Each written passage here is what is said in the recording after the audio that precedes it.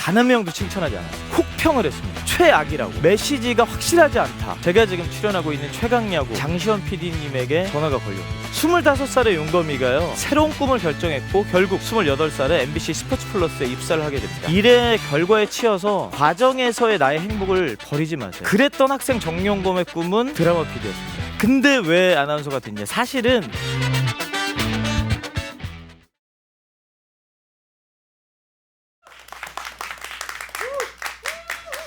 네, 여러분 안녕하십니까? 최강 몬스터즈 최강야구에서 여러분께 캐스터로 인사드리고 있는 아나운서 정영검입니다. 반갑습니다. 네, 제가 저를 아나운서라고 소개하고 있습니다만 사실 저는요 학창 시절 때부터 정말 단 한순간도 아나운서가 꿈인 적이 없었습니다. 근데 왜 아나운서가 됐냐? 사실은 꿈꾼 적이 없어요. 왜냐면 저는요 쭈구리였습니다. 소위 말해서 반에서 까불기는 하지만 조용한 사람. 그래서 제가 학교 다닐 때 한 반에 35명에서 38명 정도 있었거든요. 그래서 제 친구랑 저랑 비슷한 느낌의 친구랑 순위를 한번 매겨봤어요. 보통 이제 소위 이렇게 뭐 잘 나간다라는 친구들이 일진 뭐 이렇게 표현하잖아요. 일진, 이진, 삼진. 근데 저랑 제 친구가 딱 26진 되더라고요. 26번째. 그러니까 제 뒤에 12명이 있기는 합니다만 그래도 앞에서 보면 26번째 정도 됐습니다. 그러니까 어느 정도였냐면요.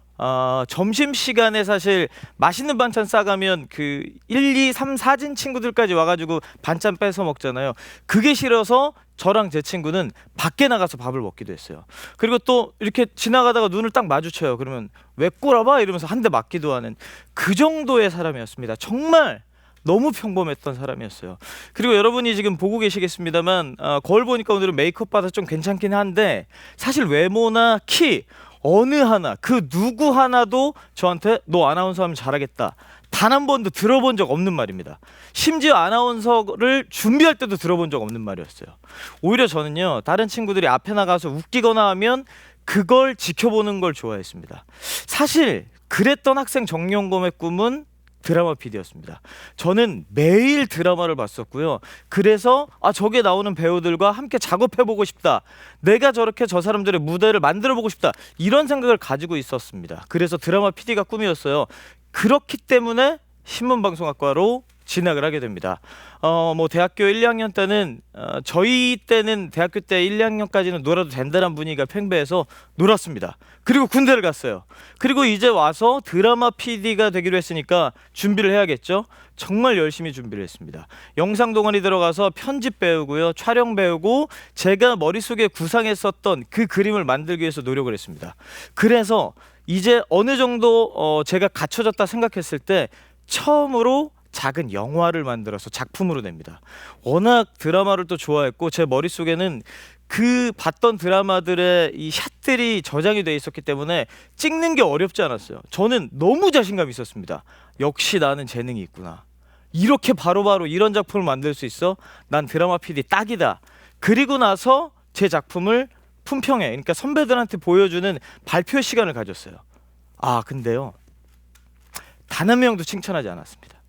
혹평을 했습니다. 최악이라고. 창의적이지 않다부터 시작해서요 메시지가 확실하지 않다. 그리고 무슨 의미를 전달하고자 하는지 전해지지 않는다. 이런 이야기를 했습니다. 근데 문제는요 이 혹평을 제가 받아들이게 됩니다. 왜냐면 다른 동기들의 작품을 봤는데 저보다 너무 잘하는 거예요. 생각해보세요. 초등학교 때부터 꾸었던 꿈이 드라마 PD인 사람이 작품을 냈는데 나보다 제 동기들이 훨씬 잘해요. 정말 막막했습니다. 정말 무서웠어요. 그 꿈을 접어야 된다라는 걸 딱 첫 작품을 냈는데 제가 느끼고 말았습니다. 그래서 그때부터 이제 뭘 해야 되나 고민을 정말 많이 했습니다. 근데 제가 이 학창 시절에서 빼놓고 말씀 안 드린 게 있습니다. 부끄럽긴 합니다만 저는 사실 댄스 동아리였습니다. 지금 뭐 많은 분들이 웃고 계시죠? 네, 댄동이었어요. 회장도 했습니다. 아주 자랑스러운 이력이긴 한데 사실은 저는 춤출 생각이 전혀 없었어요. 그 당시가 이제 막 클럽이 막 생기면서 뭐 사람들이 거기 가서 놀면 재밌다 이럴 때였습니다. 2004년 여러분들이 거의 태어날 말랑할 그때였을 거예요. 근데 왜 들어갔냐면 저희 과에 저는 사실 재수를 했는데 저희 재수 패밀리 동기 중에 제일 예뻤던 친구가 댄스 동아리에 자기가 가입을 하겠다는 겁니다. 그 친구랑 친해지려고 가입했어요. 다들 안 한다는데 저는 친해지려고 가입을 했고, 사실 제가 댄스 동아리 들어간다 그랬을 때 여러분 20년 전입니다. 저희 어머님은 기껏 공부시켜서 대학 보내놨던 이 내 아들이 날라리가 되겠구나 난리가 났습니다. 처음으로 반대를 했어요. 근데 어머니도 반대하셨던 그 일이 대학교 1학년 때 그 댄스 동아리가 저를 바꿔놨습니다. 말씀드렸던 대로 26진까지 갔었던 제가, 쭈구리였던 제가 무대에 서서 공연을 하게 됐고요. 그리고 마이크를 잡고 회장이었기 때문에 진행을 해야 됐어요. 근데 지금처럼 이렇게 조명이 저한테 떨어질 때 마이크를 잡고 이야기하는 제 모습에 제가 쾌감을 느끼더라고요. 춤 실력은 얘기 안 할게요. 그건 물어보지도 마세요. 네? 쳐보라고요? 안 됩니다. 네. 저는 핀 조명이 내려올 때 마이크를 잡고 진행하고 있었던 그 일, 학창 시절에 저는 상상할 수 없었습니다. 성인이 돼서 처음으로 무대에 섰고 그때의 쾌감을 느끼고 있었고, 그렇다고 해도 제가 아나운서가 될 거라는 생각은 하지 않았습니다. 그런데 제 꿈이 접히고 난 그 순간 내가 뭘 해야 되지? 과거의 그 기억과 경험이 저를 아나운서가 되게 만들었습니다. 25살의 윤검이가요, 새로운 꿈을 결정했고 결국 28살에 MBC 스포츠 플러스에 입사를 하게 됩니다. 여기서 저는 두 가지를 말씀드리고 싶어요. 첫 번째는요, 학창시절의 경험 너무 중요합니다. 물론 중요하죠. 하지만 성인이 된 이후의 경험으로도 충분히 여러분은 바뀔 수 있습니다. 20살 이후에, 그러니까 성인이 된 여러분 그리고 그 전에 여러분 확실히 다릅니다. 완전히 다르다고 생각하셔도 돼요. 이제부터가 사실 여러분은 자신이 어떤 사람인지를 알아가는 겁니다. 26진 쭈구리였던 제가 무대에 서는 사람이 됐던 것처럼 여러분은 지금과 다른 사람이 될 수 있습니다. 그리고 두 번째는요, 꿈은 언제든지 바뀔 수 있습니다. 그리고 꿈이 없다고 해도요, 걱정할 필요가 없습니다. 여러분은 아직 닫힌 사회, 작은 사회에서의 경험이 전부일 겁니다. 작게는 가족, 조금 더 크게 확장하면 우리 반, 혹은 학원, 또래 친구들, 이 정도일 겁니다. 아직 여러분이 살던 세상의 바깥은 훨씬 더 크고 다양합니다. 학원 친구 이야기만 들어도 새롭고 재밌으시죠? 옆반 친구 이야기만 들어도 이런 애가 있어? 라고 하실 겁니다. 근데요, 그게 옆 학교, 옆의 도시, 옆 지역, 다른 나라까지 확장된다면 이 세상은요, 여러분이 상상할 수도 없을 겁니다. 이건 저처럼 어느 정도 여러분보다 많이 산다고 해서 경험할 수 있는 문제가 아니에요. 아직 저도 그렇고요, 여러분도 그렇고요, 세상의 반도, 반의 반도, 반의 반의 반도 아직은 우리는 모릅니다. 꿈이 없는 게요, 당연할 수 있습니다. 왜냐하면 우리는요, 세상을 아직 다 알지 못해요. 경험해보지 못했습니다. 만약에 그런데 꿈이 있다, 이건 정말 나는 운이 좋다라고 생각하셔야 됩니다. 정말 그 운으로 여러분은 꿈을 갖게 되신 겁니다. 그리고 그 꿈도 충분히 바뀔 수 있고요. 전 제가 유명 배우, 제 때는 전지현 씨였어요. 여자 주인공으로 놓고 제가 기가 막힌 드라마를 만드는 게 꿈이었는데 그걸 의심해 본 적이 없습니다. 하지만 지금은 아나운서이자 캐스터로 이 세밭이라는 프로그램에서 여러분 앞에 서 있는 것처럼 절대로요, 꿈이 없다, 꿈을 이뤄야 된다, 조급하게 생각하지 마십시오. 자, 그럼 또 제 이야기를 계속 해보도록 하겠습니다. 그렇게 저는 MBC 스포츠 플러스라고 하는 당시 스포츠 채널 중에 13년 연속 프로야구 시청률 1위를 하면서 제일 잘 나가는 방송사에 들어갑니다. 사실 저도 그 박지성 선수가 맨유 뛸 당시에 MBC 스포츠 플러스 통해서 여러 방송을 봤기 때문에 가장 익숙한 방송사이기도 했고요.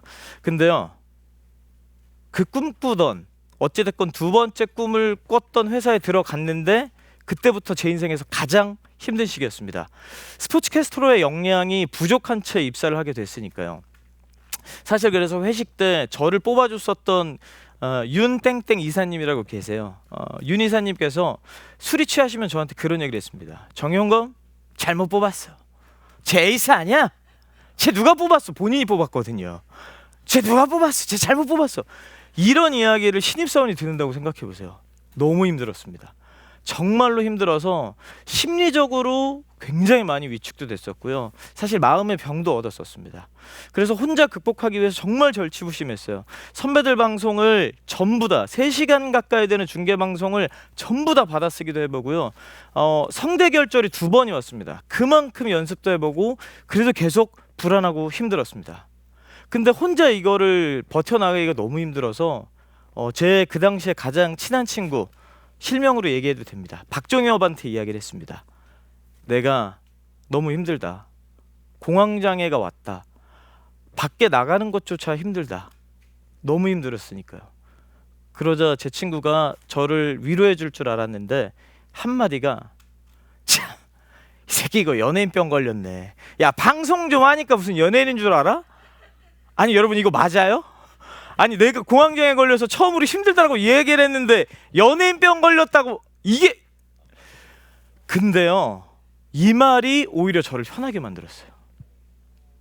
원래는 쭈구리였던 사람이었잖아요. 근데 제가 언제부터 뭔가를 잘하려고 하고 왜 이렇게 스트레스를 받는지, 그냥 난 쭈구리였다. 난 잘하지 않았던 사람이다. 편안하게 나답게 하자라는 생각이 들었습니다. 그때부터요 제 태도가 달라집니다. 웃으면서 방송을 하기 시작했어요. 즐겁게 보자. 나는 못하는 게 당연하다부터 시작했습니다. 그러다 보니까 주변 동료들의 인식이 바뀌더라고요. 정말 별거 아닙니다. 그냥 자료 정리할 때도 웃으면서 오, 얘는 이런 기록이 있네. 이 선수는 이런 스토리가 있구나. 웃으면서 했고요.